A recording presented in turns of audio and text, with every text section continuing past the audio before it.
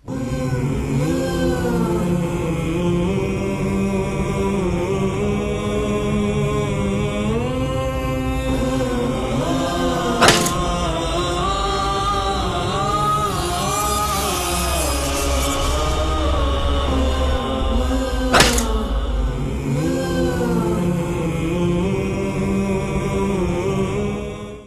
بتائیں کہ جو عمل لوگوں کی گمشدہ چیزیں بتا دیتے ہیں وہ کیسے ممکن ہوتا ہے؟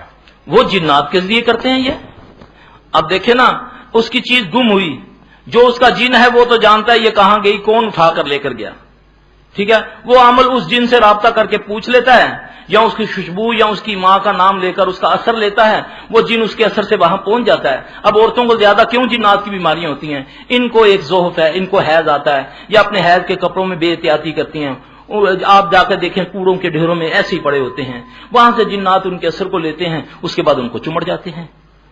تو یہ وہاں پہنچ سکتے ہیں، ایسا کوئی مسئلہ نہیں ہے.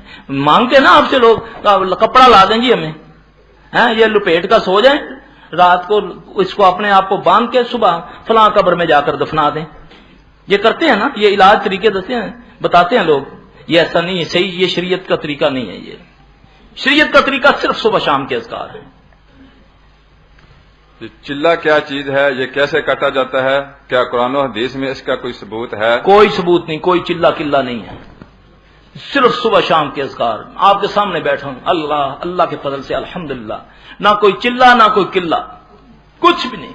اللہ کا ذکر کرو، اللہ کی قسم اس پر توکل کرو، اس آیت پر یقین کر لو، اس پر کر لو. ان الذین قالوا ربنا اللہ ثم استقاموا تتنزل علیہم الملائکۃ. جنوں سے نہیں، وہ فرشتوں سے مدد کرتا ہے. اللہ میرا اور آپ کا عقیدہ یہ بنا دے. جی اللہ کے دین کی دعوت اور لوگوں تک پہنچانے کے لیے اس ویڈیو کو ضرور لائک، شیئر، کمنٹ اور سبسکرائب کریں.